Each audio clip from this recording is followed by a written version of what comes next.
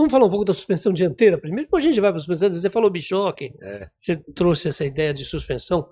Vamos falar um pouco de suspensão dianteira, Luiz. O garfo upside down. Quais são as vantagens evidentes ou eventualmente desvantagens em relação ao garfo Ceriani convencional, que tinha a canela embaixo e o tubo penetrante, vamos dizer assim, em cima? Em cima, vamos lá. A situação a principal é o seguinte: no caso da suspensão upside down, você tem toda a parte, o peso da suspensão está na parte superior, empurrando a roda dianteira com mais pressão sobre o solo. E no começo, esse tipo de suspensão ela é muito mais indicada para um uso mais severo. Por exemplo, no off-road, você tem um curso mais longo e você mantém a roda em contato com o solo. Para você curso mais longo significa uma suspensão mais comprida, que tem mais tendência a flexionar-se em frenagem, etc. Tanto é que nessa condição da suspensão invertida, até o sistema de freio é diferente. Geralmente usa uma pinça fixa com a carga direcionada bem no eixo da roda. A radial. Né? O formato radial, é isso mesmo. Então, assim, numa moto de uso em pista, ela é muito utilizada em uso de pista. Né? Por quê? Você precisaria ter mais estabilidade na dianteira da moto. Até por causa de numa aceleração, ela mantendo a roda mais firme no solo, evitava uma certa o shimmy, né? Ou levantar a roda dianteira ou aquela perca de controle em velocidade. O que é importante, né? A gente identificar, nem sempre a suspensão invertida é a melhor indicada. É bonito, nossa, é lindo ver uma moto com suspensão invertida. Pô, você começa a andar no asfalto esburacado, ela é dura, desconfortável. E assim, vai muito estar ligado ao uso da suspensão ao tipo de pneu. Um pneu já depende da proposta dele, um pneu ele pode ser mais duro, mais flexível, ele adere melhor ao asfalto. E da suspensão da vantagem, é você ter as opções de regulagem. Você pode regular a pré-carga da mola, você vai regular a velocidade que ela vai mergulhar e retornar. Isso é muito importante. Às vezes a maioria dos usuários não sabem isso. E aí hoje a gente tem em algumas motos, é comum, a suspensão eletrônica, ela já vai se moldando, se adaptando. Se moldando conforme o tipo de pilotagem. Está muito ligado ao modo de condução da moto hoje isso. E muda completamente a utilização.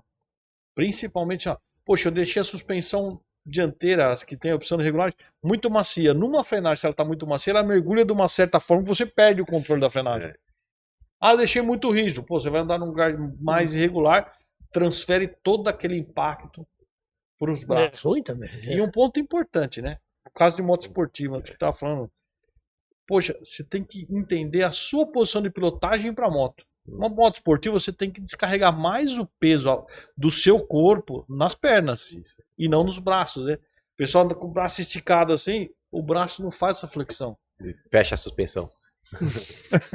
Então, e hoje em dia, a gente falava, tem grande parte dessas suspensões de garfo invertido, né, de upside down, a gente fala, upside down é exatamente de cabeça para baixo, né, o que está embaixo é de cima, o que está em cima é de baixo. São diferentes as bengalas. Um dos conjuntos mola-amortecedor é uma coisa e o outro é outra coisa.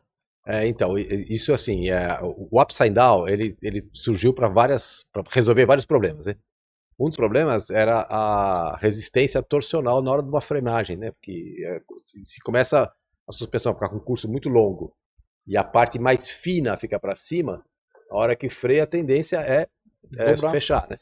Então, quando passou a parte mais grossa para cima, né, ganhou uma resistência de arco, né? Resistência de arco porque todo formato em arco, quanto mais pressão você faz, mais resistência ele dá.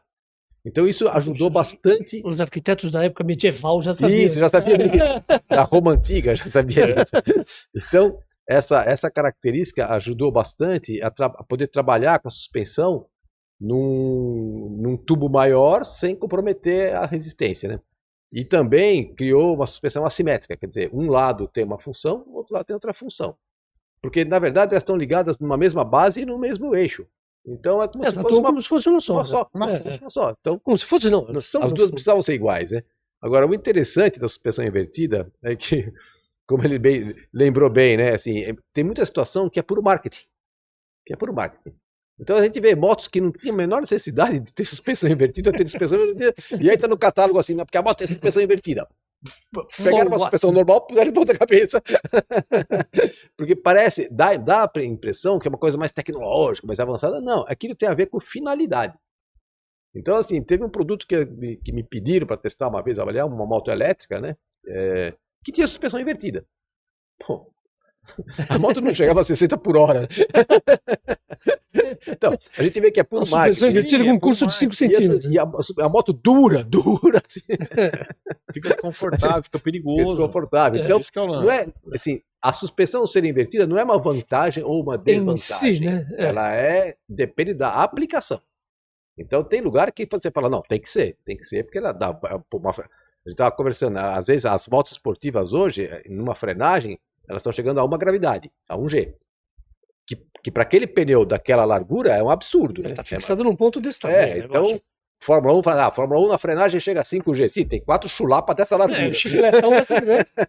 Não, mas era dinâmica, né? Baixa, de gravidade baixa, é diferente. O piloto tira o pé do acelerador, já dá 2G, né? Então, então na moto, para esse tipo de moto que tem uma frenagem agressiva, né, que carrega muito o eixo dianteiro, tem que ser invertida, lógico. Porque senão... Só queria fazer um parênteses rapidamente. Aceleração G equivale a 9,8 metros por segundo por segundo. Quadrado. Então é 9 metros por segundo ao quadrado. Ao quadrado. E isso aqui é o G, a força da gravidade. E mede qualquer aceleração ou desaceleração é medida em Gs.